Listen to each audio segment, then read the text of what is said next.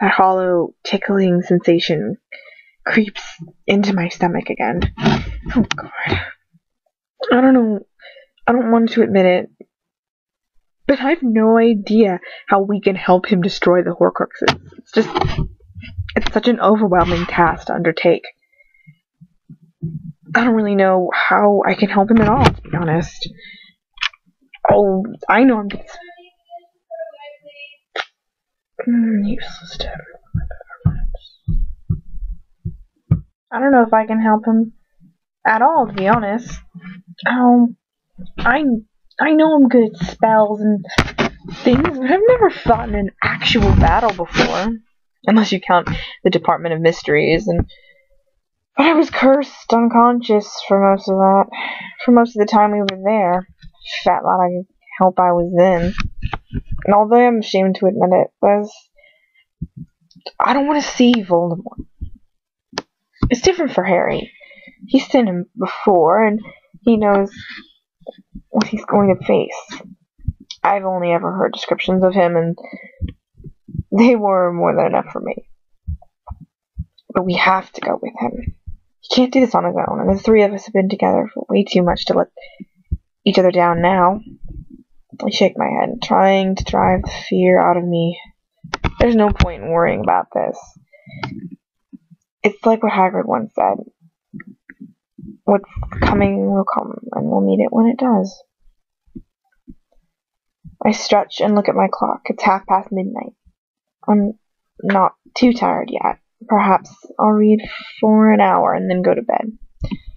After tomorrow I won't have much time to study, and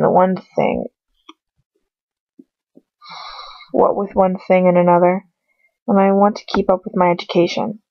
I know I'm not going back to school this year, but I can teach myself things to a certain extent. And maybe go back to school to do the newts, if the war ends.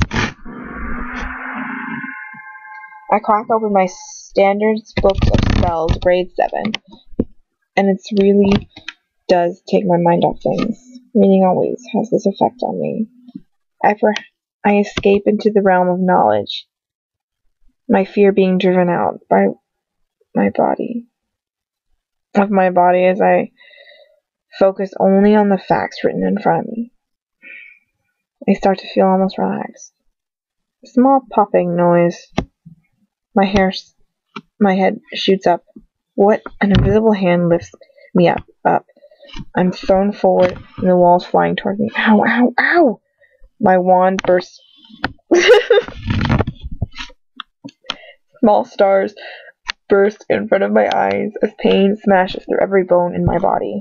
I can't even scream for shock. My wand, I thought, pulses through my head. Where is it? The invisible hand which holds me in place are replaced by a pair that are only too real. They're large and strong, a man's hands. I feel his entire body being pressed against me, pushing me into the wall. His breathing is steady on the back of my neck. I swallow down hard, my breath coming in short, terrifying gasp.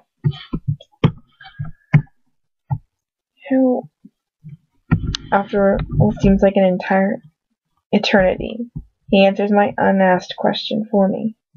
Well met, my blood. Oh God, I recognize that voice. Drawling, quiet, refined, so much like his son, deeper, older. He must have been one of the 6 that escaped from Azkaban. I started to struggle, but his grip on me was so strong I could barely move. Don't be a fool. He whispered in my ear. Is laced with me that you're nothing more than a school. How could you really think to emerge triumphant in a fight with a Death Eater? Oh God, how the hell am I going to get out of this? Keep calm. You need to think. How the hell can I keep calm? There's a tornado of thoughts swirling around in my head. My wand is on my desk. My head hurts. I'm so scared. The tears are starting to run in my eyes. I won't cry in front of him. I won't be weak. I can't breathe with the weight of him pressing me to the wall. My parents are sleeping in the next room. A wand digs into my ribs. That's right. Don't struggle. This whole sorry business will be over. before, with much sooner. If I have your complaisance, just do as you're told, and I will have no reason to harm you.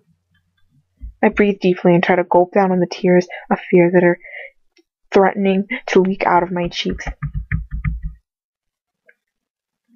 I don't know what to do. I just don't know what to do. What do you want? I whispered. It's for me to know, and you to find out, Mudblood. He murmured into my ears. I pressed my lips together. What does he want? What does he want me for? He doesn't even know me. Not really. No. But you know Harry, don't you? I can't think. I'm so scared I can't think.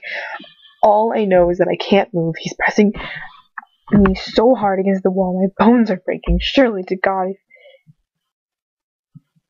And if I even try to struggle, he'll curse me. Think, for God's sakes. My wand is on my desk. I can see it. It's close to me. If I could... But he gets there before me. A pale hand reaches for my wand. You won't be needing this, I don't think. He closes his hand around my wand and snaps it effortlessly. I watch in terror and horror as he lets the broken pieces of the wood fall to the ground. My wand, my beautiful wand. It's alright, it's just a wand. You can get out of this if you just keep your nerve. But how can I if I don't have my wand? Yeah, he whispers. If you would give me your hands, Miss Granger, we can be on our way. A creak, a familiar creak of the door of my parents' room.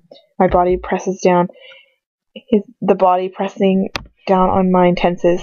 There's a tentative knock at the door. Oh no. Hermione?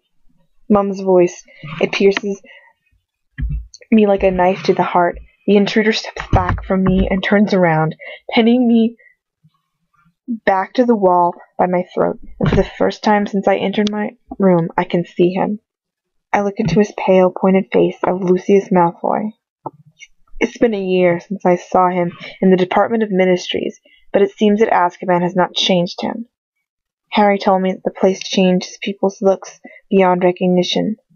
Sirius has been a handsome, healthy man until he went in there.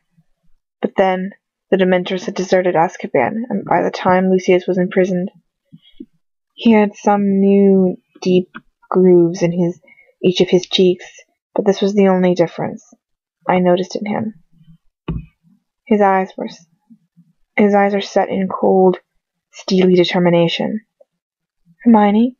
Mum's voice is shaking. What's going on? The door handle moves downwards. But the door itself doesn't open. Oh God, why did I lock myself in earlier? Be glad that you did. Do you think she will last 1 second if she steps foot in this room? Your hand, Miss Granger, he repeats, holding out his free hand to me, or I shall force you to watch your filthy mother suffer torment. Indescribable. Hermione, what's the matter? Whose voice is that? Mum's getting hysterical. The door handle moves frantically up and down. I don't get it. Why doesn't he just force me to operate with him? Maybe side-along operation isn't possible without some degree of permission from the person you're taking with you. But I can't give him permission. Hermione! She'll wake up Dad any minute and get him to break down the door. I don't have any choice. I can save my parents now and get myself out of this later. I take a deep breath and hold up my hand for him, giving him my complaisance to God only knows what. Giving him my compliance to God only knows what. He smiles triumphantly as he grabs hold of my hand and suddenly squeezing me through a tiny space, and the air is pressing down on me so hard I can't breathe. The next thing I know, I'm in a place so dark that I can't see him next to me. The only thing giving away his presence is that hand closed tightly around my waist. If I can get away from him, he won't find me easily here. Lumos. As he murmurs the incantation, his grip relaxes just a little. Now. She struggled against his grip, twirling and pulling as he tightens his hold once more. I look around me, trying to make out the surroundings by the light provided by his wand. Trees, lots of trees. I could almost get among them easily. I just need command him to get off me. I bring his hand up to my mouth and sink my teeth into his fingers. He sucks in a breath and his fingers loosen. I pull away and my foot slips and I fall to my side. He's laughing at me. I scramble up onto my feet, struggling to stand upright. And the merciless wet mud underneath me, and I begin to run. I don't care where I go. I just got to get away from him, because I won't survive if he manages to get me. I know that I won't. I get about 5 steps forward, but an invisible hook pulled me back by the shoulders. And before I know where I am, my feet are planted to the floor, and I'm standing immobile, no matter how hard I try to move. He steps in front of me, his face furious. I don't think so, Mudblood. He presses his wand into my forehead, and a white-hot pain pulses in repeated waves from the point of his wand right through the back of my head, like battery acid traveling through my nerve endings. It subsides, then the wave rolls over me again. I clench my teeth, squeezing my eyes shut, but a cry escapes my lips. Hurts. My head is going to split open, or burst, or the pain seeps away. I open my eyes wearily and look up into his sneering face. Not pleasant, is it? He asks while grabbing me by the chin, bringing his face close to mine. I can feel the immobility curse begin being lifted, though his free hand grasps my arm so tightly I feel he's about to snap my bones. His pale face is alight with malicious triumph. If you persist in misbehaving, you shall find that I can be rather inventive when it comes to inflicting pain.